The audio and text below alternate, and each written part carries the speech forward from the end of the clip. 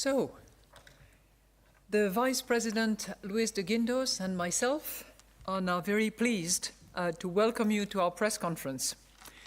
We will now report on the outcome of today's meeting of the Governing Council, which was also attended by the Vice President and Commissioner, Mr. Valdis Dombrovskis. Incoming information confirms that the euro area economy is experiencing an unprecedented contraction. There has been an abrupt drop in economic activity as a result of the coronavirus pandemic and the measures taken to contain it. Severe job and income losses and exceptionally elevated uncertainty about the economic outlook have led to a significant fall in consumer spending and investment.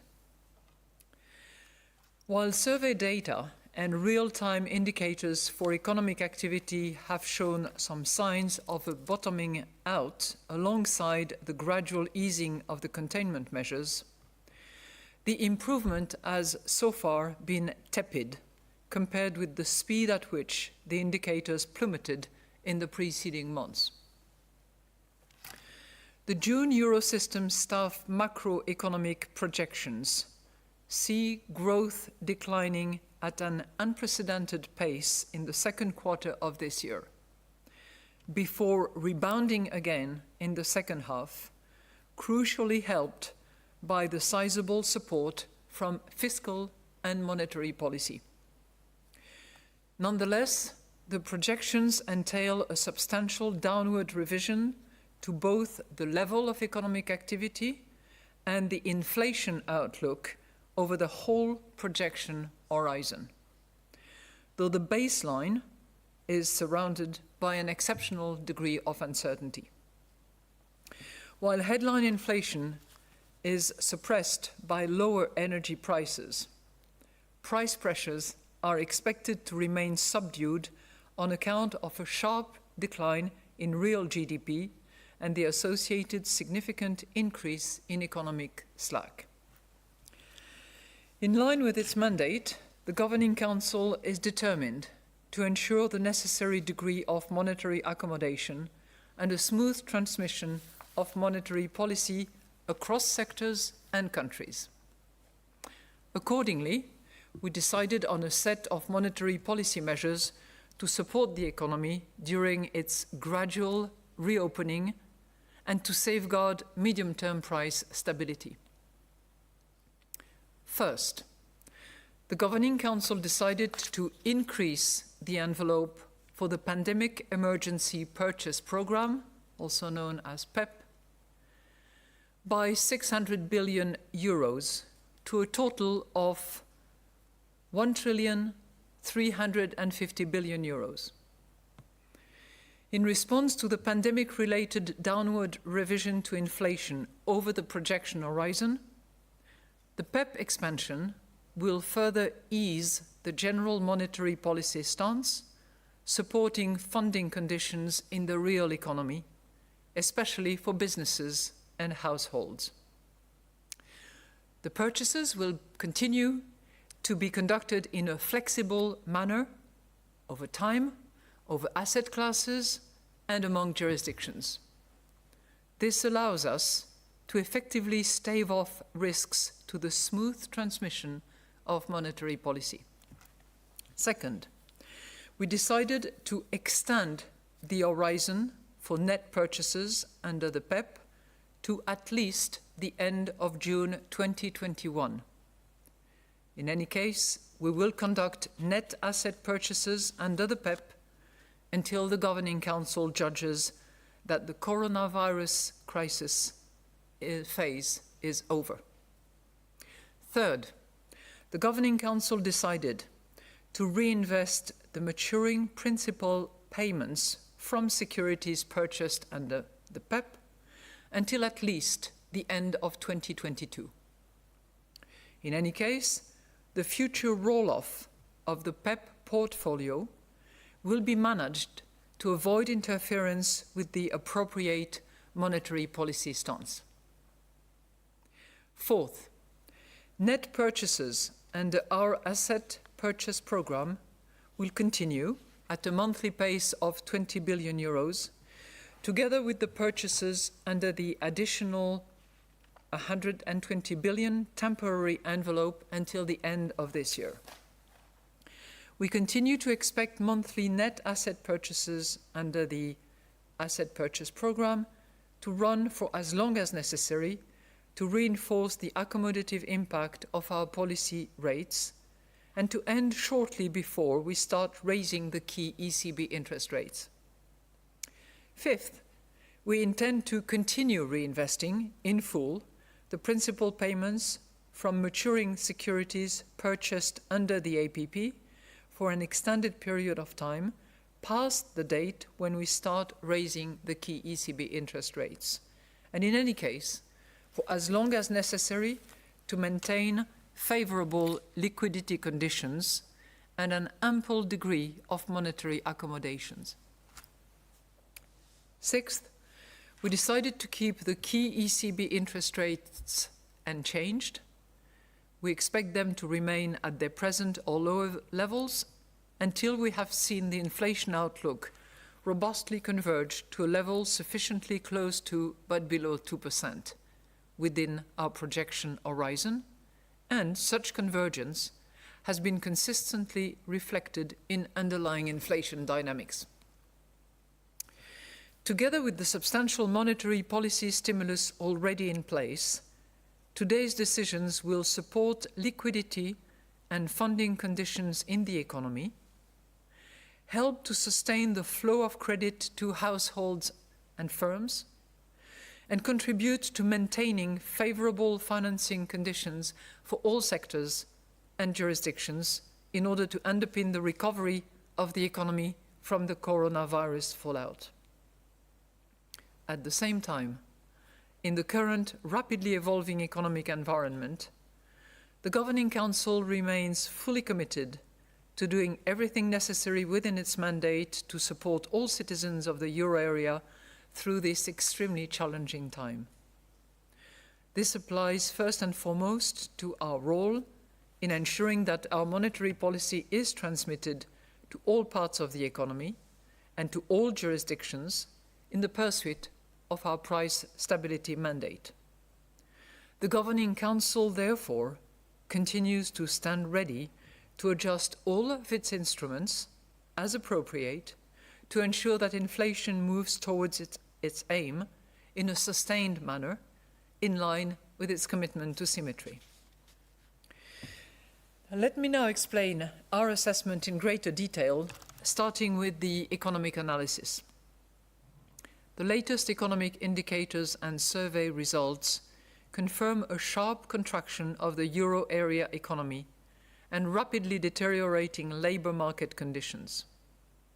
The coronavirus pandemic and the necessary containment measures have severely affected both the manufacturing and the service sectors, taking a toll on the productive capacity of the euro area economy and on domestic demand.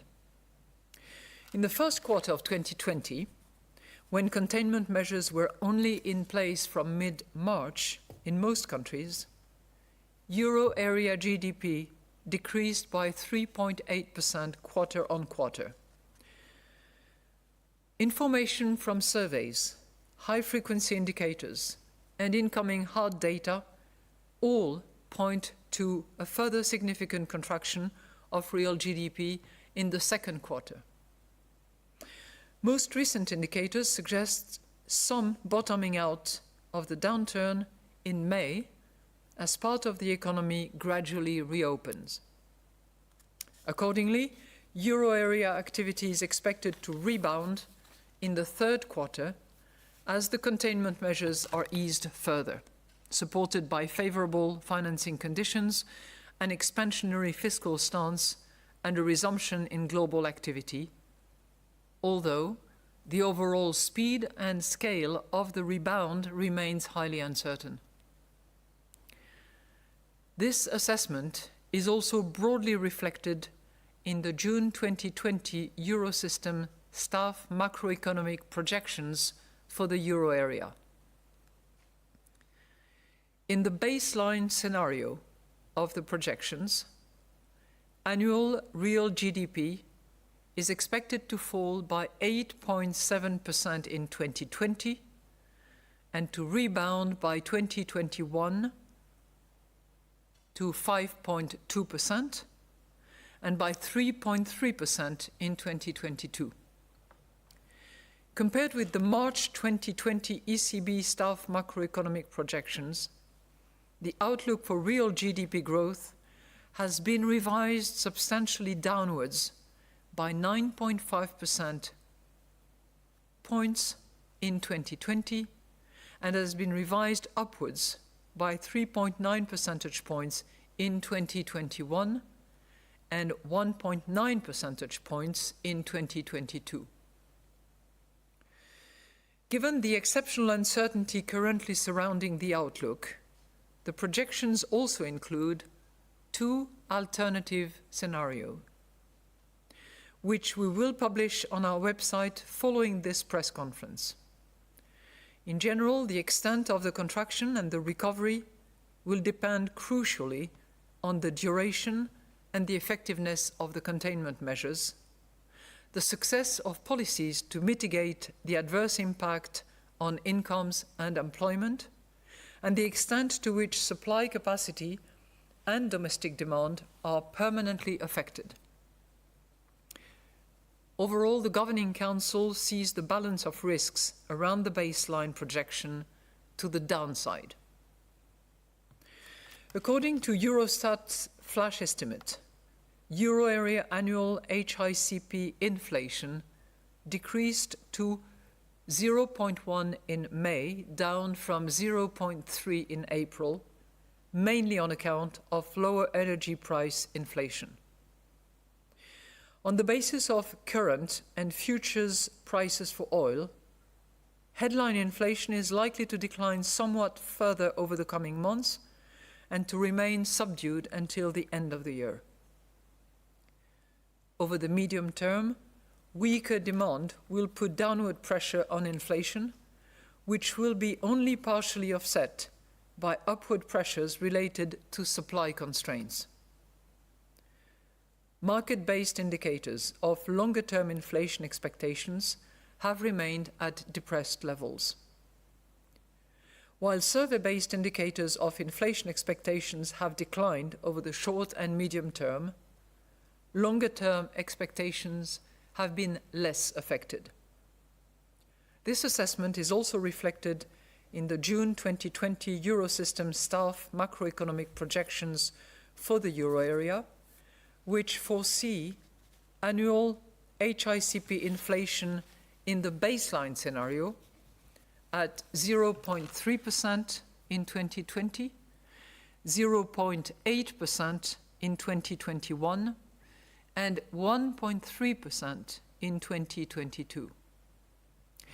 Compared with the March 2020 ECB staff macroeconomic projections, the outlook for HICP inflation has been revised downwards by 0.8 percentage point in 2020, 0.6 percentage points in 2021, and 0.3 percentage points in 2022. Turning to the monetary analysis, broad money, M3, growth, increased to 8.3% in April 2020 from 7.5% in March. Strong money growth reflects bank credit creation, which is driven to a large extent by the acute liquidity needs in the economy.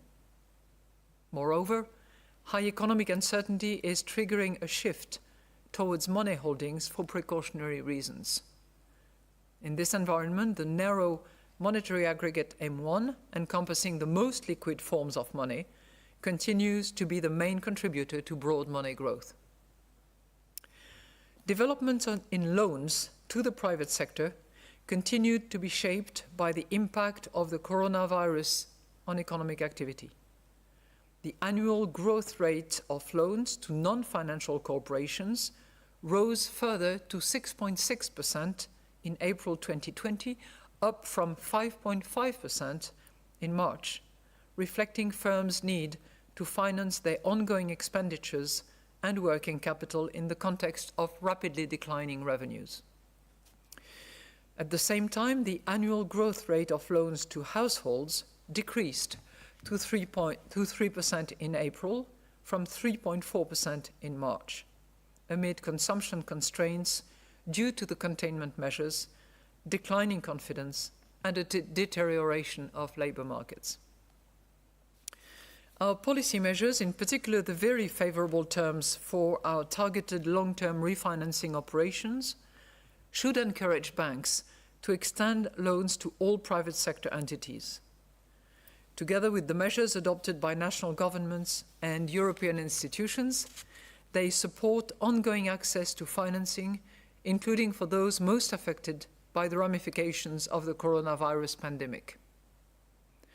To sum up, a cross-check of the outcome of the economic analysis with the signals coming from the monetary analysis confirm that an ample degree of monetary accommodation is necessary for the robust convergence of inflation to levels that are below but close to 2% over the medium term. Regarding fiscal policies, an ambitious and coordinated fiscal stance remains critical in view of the sharp contraction in the euro area economy. Measures taken should as much as possible be targeted and temporary in nature in response to the pandemic emergency. The three safety nets endorsed by the European Council for workers, businesses and sovereigns, amounting to a package worth 540 billion euros, provide important funding support in this context. At the same time, the Governing Council urges further strong and timely efforts to prepare and support the recovery. We therefore strongly welcome the European Commission's proposal for a recovery plan dedicated to supporting the regions and sectors most severely hit by the pandemic, to strengthening the single market, and to building a lasting and prosperous recovery. We are now ready to take your questions, addressed either to myself or to the Vice President. And we will start with Mr. Korani from Reuters. Good afternoon, and thank you for taking my question. The first question is about the composition of PEP. I'm wondering if you've discussed including junk bonds into PEP, and if not, why not, given that your own stability report highlights the risk of downgrades to stability. The second question is about the German Constitutional Court's ruling, and I wonder if you've discussed this at all. You've, of course, said that you fall under the jurisdiction of the ECJ, but Ms. Schnabel said that the ECB can be constructive in this process. So what precisely does constructive mean in this context? What are you prepared to do? Are you prepared to take a fresh Governing Council decision as the Constitutional Court is asking you to do? Thank you. Thank you very much for your two questions.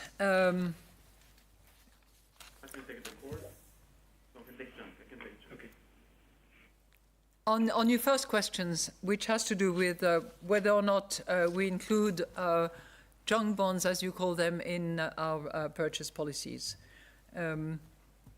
We have defined parameters for our purchases. We want to insulate the way we conduct policy from the effect of the pandemic and avoid self-fulfilling procyclicality. So we will continue to observe the situation and take appropriate and proportionate action. Aside from that, the Governing Council has not discussed this matter. On your second point, which has to do with the Karlsruhe Court, decision. I just want to remind you that the ECB is subject to the jurisdiction of the Court of Justice of the European Union. The PSPP has been judged by the Court of Justice of the European Union as, I quote, in line with our policy mandate.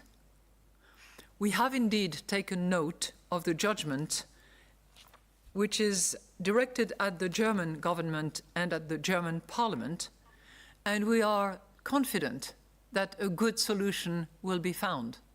A good solution that will not compromise the ECB's independence, will not compromise the primacy of the European Union law or the ruling of the European Court of Justice. You follow what we do. The ECB Governing Council regularly assesses the effectiveness, the efficiency, and the cost-benefit of its monetary policy measures. It does so on a regular basis, and as you can imagine, given the package that we have debated and eventually discussed and agreed upon, this has been the case in great depth during the course of our morning session. It is typically reflected in our accounts, and it will indeed be reflected in our accounts as well. Thank you. The next question from Mr. Skolimowski from Bloomberg. Good afternoon, Madame Lagarde.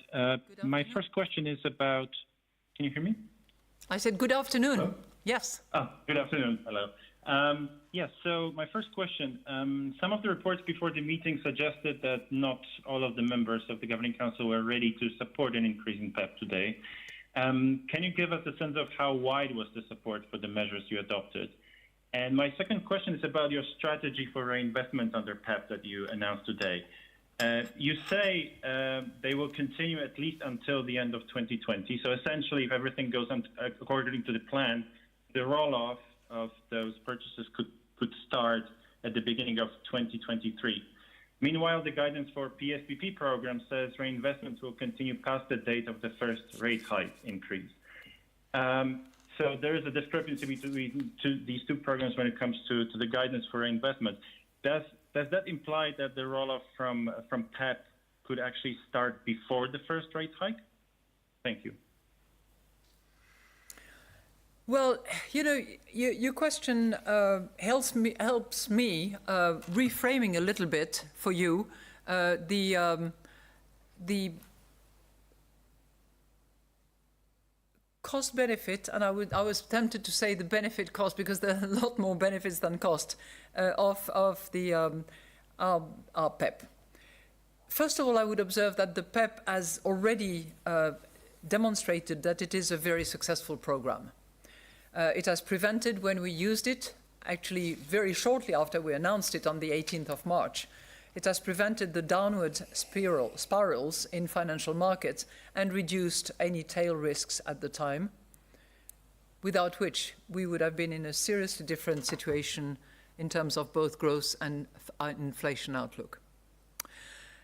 There are two main factors that have led us to reconsider PEP and certainly expand the size of PEP as well as its duration. The first factor is that the outlook for price stability has been significantly affected by the fallout from the COVID-19 crisis.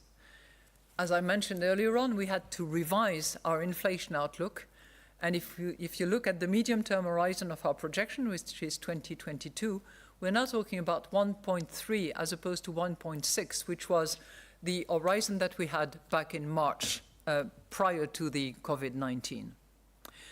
Second factor that has also led us to reconsider PEP and to increase its size and extend its timing is that financial conditions for the euro area as a whole are significantly tighter today, as measured by average sovereign yields and broader metrics of financial tightness, in a situation where the economy needs easier conditions to achieve price stability. So in that context, we judged that it was necessary to increase the size. And I can assure you that there was a unanimous view in the Governing Council that action had to be taken. In the face of that inflation outlook, and given our mandate of price stability, action had to be taken. So, we decided to increase the size of PEP in order to, number one, ease aggregate financial conditions, number two, safeguard the transmission of our monetary policy to all asset classes and jurisdictions thanks to one particular aspect of PEP, which is its flexibility in conducting our purchases, and three, help us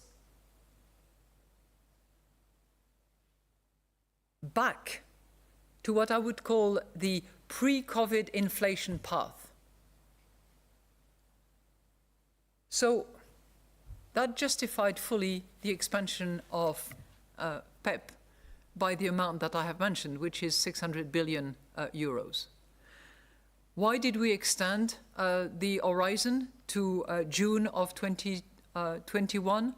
It's certainly because we have a sense that by then inflation hopefully will start kicking in again, and we will have a better visibility of the situation at that point in time. It's also coherent with a lot of our other monetary policy tools, those that we have either determined in March or fine-tuned and improved at our last April Monetary Policy Governing Council meeting. So in terms of reinvestment that we have agreed to push at least until the end of 2022, we have determined that because it helps ensure that financial conditions remained sufficiently supportive over a possibly very protracted recovery phase. And it also reflects the nature of PEP, which is different from the PSPP. So if only for these two reasons, we believe that giving a bit more visibility and certainty over that horizon was certainly a good decision to make. The next question will go to Annette Weisbach from CNBC, please. Thank you very much. Do you hear me? Good afternoon. Yes, we can hear you. Okay, that's great, because we had problems last time, so I wanted to make sure. My first question is the size of the PEP program, why you have agreed on raising it by 600 billion and not more, because if you keep the current pace, that would mean that it is sort of used up by February 2021. So question here, what made you decide on that ticket size? And then also on the interest rate, because you're keeping the interest rate downward bias. So can you perhaps reconfirm that you think it's not the end where we are currently, that the negative, the lower bound has been reached, and what would you make, what would have to happen to cut interest rate even further? Thank you very much for your question. First of all, on the choice of 600, obviously there was a debate within the Governing Council as to what would be the appropriate size. But we collectively determined, and there was broad consensus around that proposal, we collectively determined that the 600 billion should bring us over time significantly closer to what I have called the pre-COVID inflation path, while allowing us to monitor how some key developments unfold in the coming months that will indeed impact our policy. So we will understand a little better how the economy rebounds in the third quarter and then later on in the course of the coming months to have a bit more clarity, because of course we have better data, better number, and we can come up with some more reliable scenarios and even a projection. But it is still surrounded by a lot of uncertainty, and we believe that will bring us, as I said, significantly closer to that path of the pre-COVID inflation. Second, I just want to remind you that we have decided to use PEP, but it's not as if it was PEP and nothing else. We have a whole package of tools that we are using to great extent addressing all all sectors of the economy, all axes of our action. And I'll just remind you that, for instance, we start with a very low interest rate, which is associated with forward guidance, which, as you will have noticed, has not changed as indicated in the introductory statement. We are also using, and we will be seeing very interesting developments in June, the TLTRO, targeted long-term refinancing operations, which are really offered to the banking sector at extremely attractive terms. Again, to remind you, if banks keep their exposure to the economy and keep lending, particularly to the corporates, but also to the SMEs and to, all the family of borrowers around, in that case, then they can obtain an interest rate which is minus 1%. So that's also a major tool to make sure that the economy really is flooded with the credit capacity that banks can intermediate. I also would like to remind you that we have a liquidity facility, which is the LTRO, which has operated as a bridge, which will now be supplemented by a PELTRO, which is pandemic specific and which will also operate as a liquidity facility that is available for those of the banks that do not want to necessarily use the TLTRO. So we have plenty of tools, and of course we have the whole category of asset purchase programs, the PEP being one of them, and very specific to the pandemic circumstances, and as a result being temporary, being targeted, being proportionate in response to the pandemic crisis. Final point, because it's also an important one associated with TLTROs, is the enlargement of collaterals that we have decided, and which is certainly helping banks to come up with more papers in order to obtain refinancing.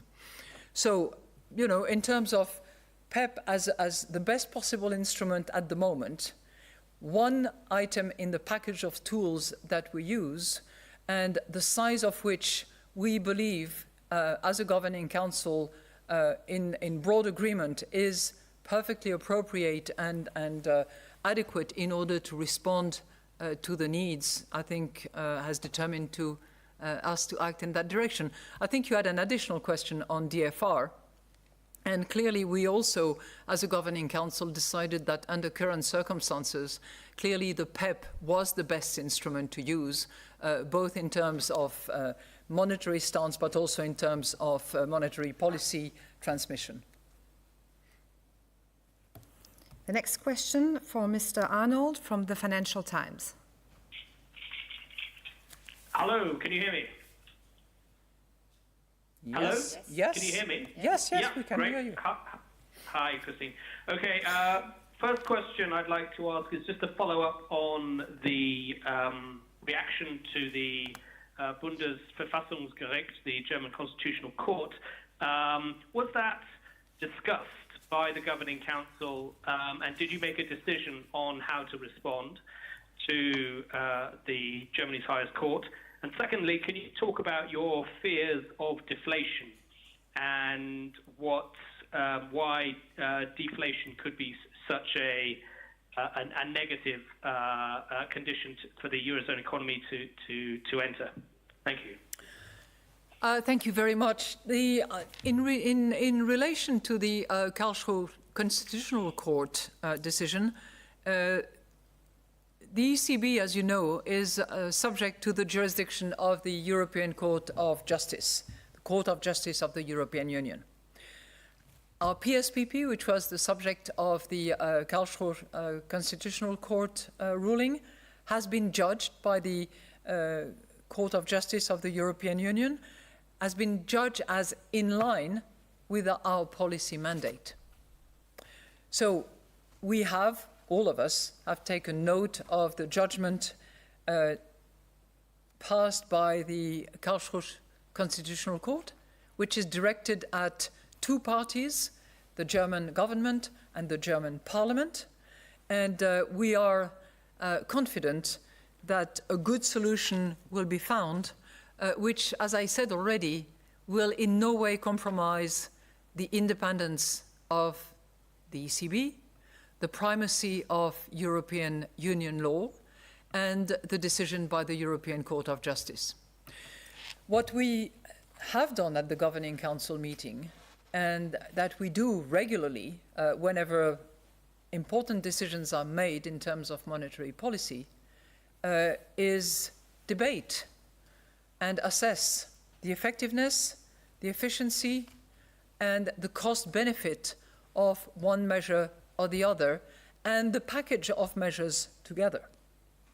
So we have done that indeed this morning, as we regularly do, and that is and will be reflected in the accounts and indeed in the minutes of the meeting that we had.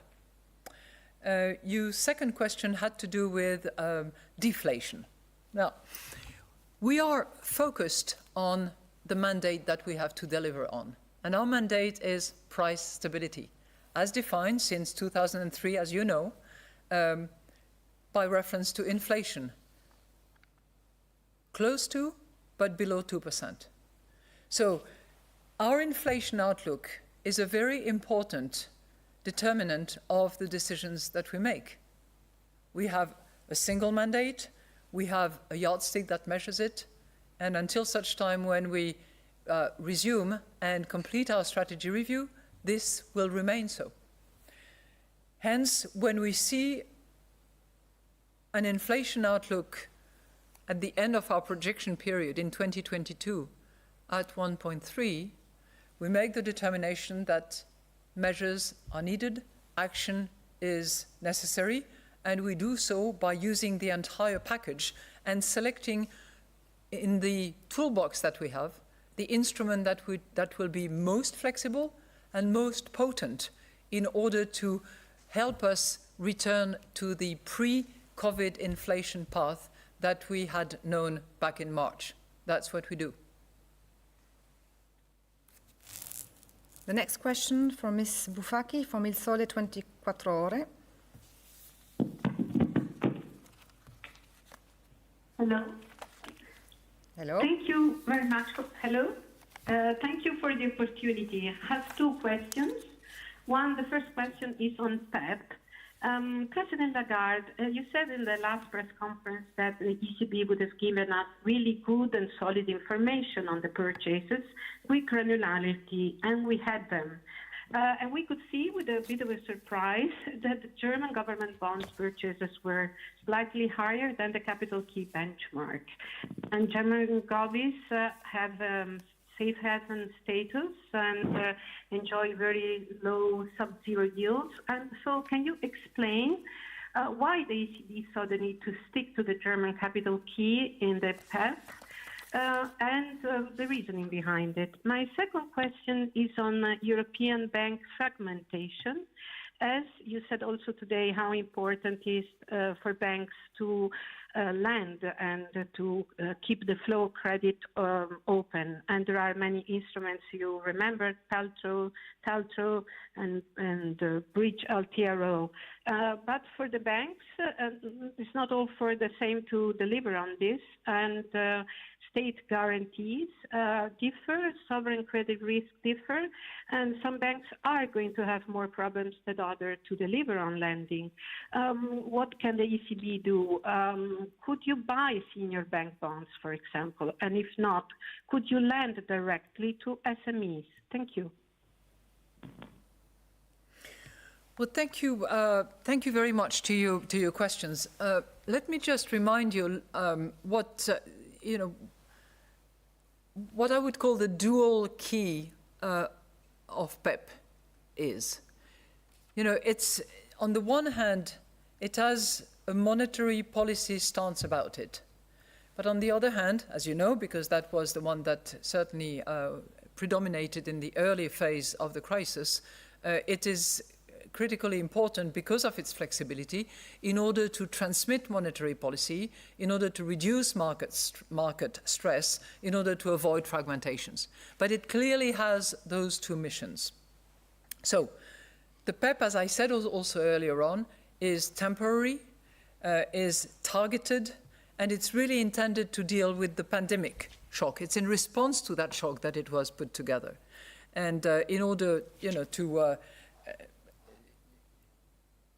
to make full use of that instrument, we have to be mindful of the two functions. In response to the pandemic shock and the resulting downward pressure on inflation and the medium-term inflation outlook for the whole euro area, that's the response. Now, financial conditions for the whole euro area are significantly tighter. It's not country-specific. So we're now talking about the monetary policy stance. And all of that is happening in a situation where the recovery is going to need easier conditions to achieve price stability. So PEP purchases in all euro area jurisdictions are needed to further ease the general monetary policy stance, supporting funding conditions in the real economy, especially for all businesses and households. For the monetary policy stance, we need to use it across all jurisdictions, no question about that. Now, when it comes to banks, as I reminded you, the TLTRO3 in its latest iteration, which was decided in April, will begin in June. And we are very confident that given the attractiveness of the TLTROs and the rate that will be available to banks that at least maintain their exposure relative to the benchmark that has been decided, they will benefit from an interest rate which is minus 1%. Now that should certainly help with reviving the economy, with maintaining the credit flow to both corporates and households, and within corporates to SMEs. That transmission of monetary policy mechanism has to work and has to continue to be efficient in that respect. And we are confident that combining all the tools that we have in our toolbox, leveraging PEP as we do under the condition that, under the decision that we have made today, we will actually serve both aims that we are pursuing, which is to make sure that credit flows to the economy and that we return to the inflation path that we had pre-crisis so that we can deliver on our price stability mandate. The next question from Mr. Jakisch from German television ARD. Good afternoon. Mrs. President, I have two questions. One also is referring to the question of deflation. I'm interested whether the Governing Council in the current situation actually sees the threat of deflationary pressures or in the very near future. And the second question referring to the ruling of the German Constitutional Court, irrespective of whatever will be the outcome of this situation now, do you feel that by the mere fact that the Member States' highest court is not subordinating to the ruling of the European highest court in itself is damaging the independence and the reputation of the ECB? Thank you. Thank you very much for your question. In relation to the risk of disinflation, this is clearly a matter that we have discussed, and this is, as I said earlier, it's an issue that is very central to our macroeconomic radar screen, if you will, because this is the yardstick against which we measure price stability. And when we see an inflation outlook which is at the end of our projection period at the end of 2022 at 1.3, we are certainly not close to the 2% and below 2% objective that has been set. So clearly that is the reason why we decide to use, in the current circumstances, to use the most efficient, the most effective, and the most flexible of the instruments that we have at the moment. It is clearly with the purpose of getting back to the pre-COVID inflation path that we use this tool as well as all the other tools of the package.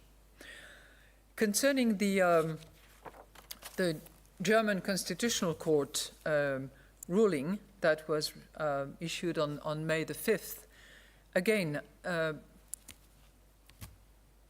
the European Central Bank is subject to the jurisdiction of the European Court of Justice. And the European Court of Justice, back in December 2018, has judged that the PSPP, which was also the object of the German Constitutional Court, was in line with our policy mandate. So, of course, we have taken note of the judgment by the Constitutional Court of Germany. That judgment is directed at the German government, at the German parliament, and we are fully confident that a good solution will be found that will respect the independence of the central bank, that will recognize the primacy of European Union law, and that will also respect the European Court of Justice decision. As you know, one of the matters that was under review was the issue of proportionality. And as the Governing Council regularly does, and we did this morning, very much so, we reviewed the effectiveness, the efficiency, and we measured the cost-benefit of the measures that we were proposing in our policy recommendation. So we did so. We had a very clear and good debate about this matter, and this is always reflected in the accounts and in the minutes, and it will be reflected in the accounts. Thank you. Moving on to the next question from Mr. Heighton from MNI. Good afternoon, President Lagarde. I just have two questions, if I may. And I'm sorry if it repeats your answer from the last one, but when PEP was first announced in March, the word inflation didn't appear in the statement.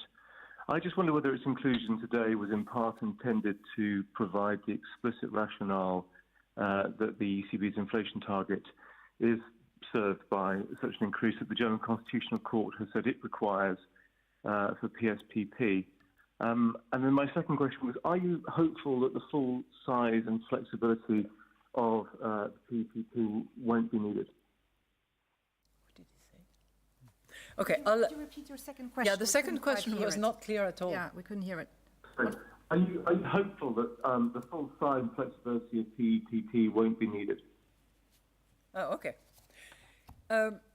Well, first of all, I want to come back to that because it was clearly in the birth certificate of PEP, and it is clearly alive as we speak and as we use PEP.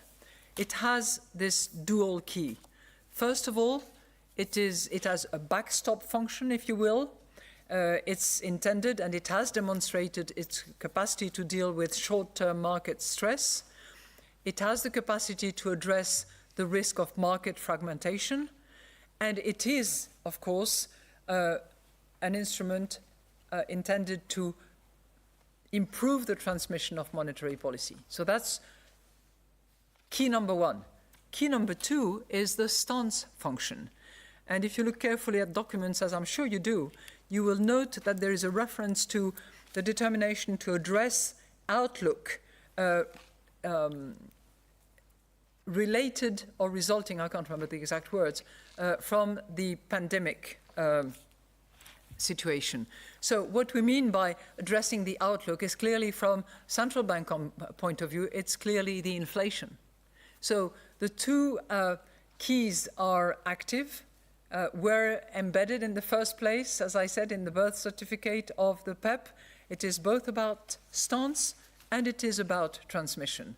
And clearly in this particular moment, the stance is probably a bit more relevant than the monetary policy transmission. But this arm and this function is critically important.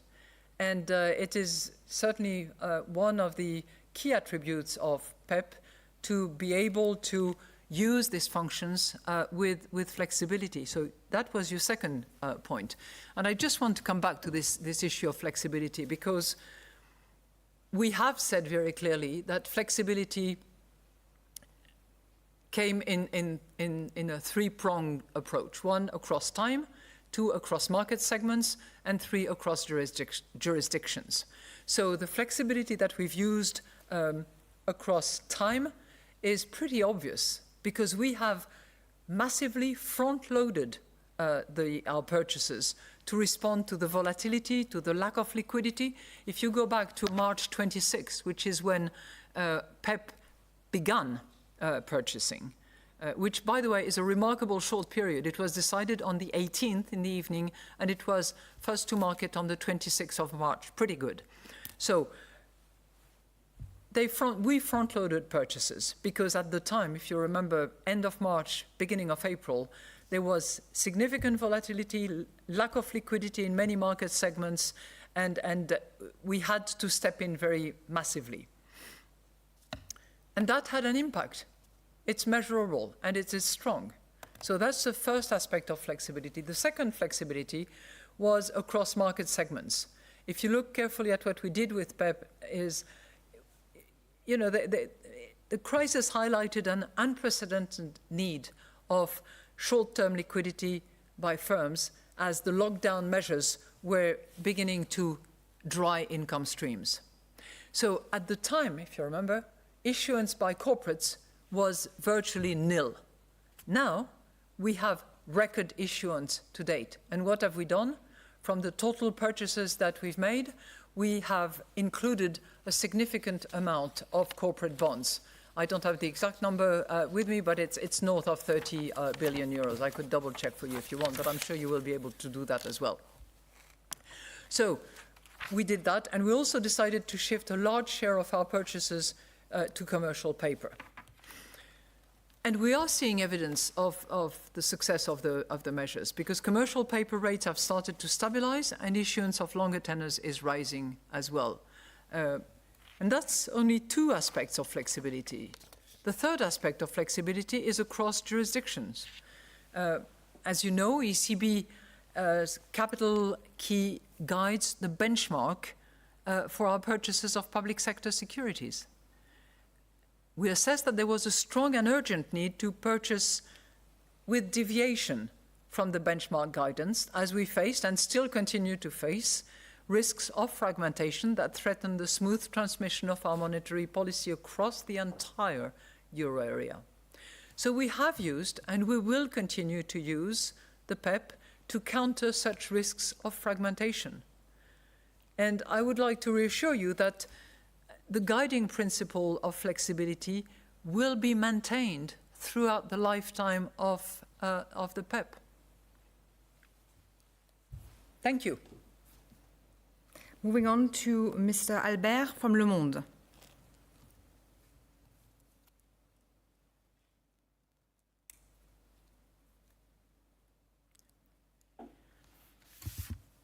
I'm wondering if Mr. Albert dropped off the line. Then we will move to Mr. Ilias Yakantaris from Porto Tema.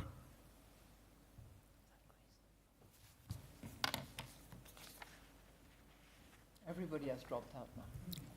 The Commission will issue a AAA safe haven asset to fund projects, thus upgrading the function and the status of euro to reserve currency status. This has been a long-stated strategic goal for the common currency, elusive so far. Isn't it a bit counterintuitive that this achievement, the reserve currency privilege, is temporary and will expire with COVID-19 measures? And my follow-up question is on Greece. Greece's debt is projected to reach 195% this year. From the policy transmission point of view, are you concerned that the new weak spot for credit could be developing in the euro area? And is it valid to explore some tidying up actions sooner than later to shore up the sustainability of Greek debt? Thank you very much. Well, thank you so much. As I understand it, we missed a little bit the beginning of your question, but I think you raised the issue of the international role of the euro as a currency. By the fact that the European Commission issues debt to fund projects, it is upgrading the euro to reserve currency status, something that Mr. Kere has spoken in the past. And I'm asking about the counterintuitiveness of this achievement being temporary. Well, first of all, as you know, we will publish next week our report on the international role of the euro. So it's with a little bit of pride that I would take the view that the euro has an international role. And if I look at the number of swap lines or repo lines that have been asked or submitted, requests that have been submitted to us, it is clearly a currency that is in demand. And the fact that it is one of the currencies in the basket of currencies that are used to determine the value of the special drawing right is also an indication that it enjoys the status of international currency and is recognized as such. Now, clearly, the issuance by regional agencies, whether it is the ESM, the EIB, and indeed the Commission, as it did previously in the EFSM, is contributing to reinforcing that role. But, you know, I think it's the role of the euro as an international currency will be primarily supported by a deeper and more complete economic and monetary union.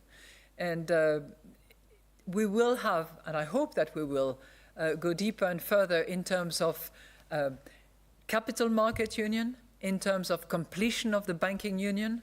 I think we need these two to really reinforce the economic and monetary union. And I have very much hope that as part of the agenda in the coming months, the Commission will be able to push those agenda items, and that the European Council under the leadership of Charles Michel will also push these agenda items. Now, you also asked me a question about the issuance of debt in a particular country, but I would probably give you a broader response because it is not specific to Greece. When you look around the world, all countries at the moment are resorting to fiscal tools in order to respond to the extraordinary and terrible consequences of this pandemic, which is affecting us all. So using the fiscal tool is generally leading to many countries having to issue more debt. And at this point in time, there was no alternative than to actually issue debt. And I would observe that the service of debt, which matters as well a lot to determine the debt sustainability, is currently very low. Final point, the combination of the fiscal policy and the monetary policy, which clearly at the moment, as it is developing, are supplementing each other, are working hand in hand, are aligned with similar objectives. That hopefully will be critically important to restore economic conditions that are better for people's income, better for people's jobs, and will be more conducive to a growth that in the European Union, under the leadership of Ursula von der Leyen, President of the Commission, is identified as hopefully more green and more digital. And the next and final question goes to Mr. Lacour from AFP. Oui, bonjour, Madame la Présidente. Now I turn to English. Mrs. Lagarde, you welcome this 750 billion pandemic recovery fund that's proposed by the EU Commission. So the simple question, do you think the size of this recovery fund would be enough at EU level? And second question, allow me please, but you are often seen today reading notes in response to questions of journalists. Is it your own style that you wanted to print in the ECB communication? Well, first of all, on the recovery fund, I would observe two things. One is, it is a proposal, and it should not be seen in isolation. It is a proposal that will have to go through the process of the agreement through the Council, and it will have to then be ratified by Parliament. But I don't doubt for a second the determination of the European leaders at large to really respond to the challenge of the pandemic and to respond to the needs of the recovery plans that have to really pan out throughout the whole European Union and that have to reach by sector and by regions those that have been most affected. Second, first of all, you don't know what I'm reading. And number two, there are certain segments of my communication that I want to be very, very specific. And when I describe for you, for instance, the flexibility as we apply it, I want to cover all items of flexibility. Or if I'm quoting specific references from a particular decision that has been made or from a governing council statement, I don't want to betray them.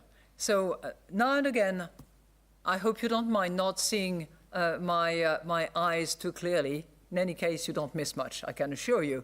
But I will occasionally take the liberty to read things. Yes, that's my choice.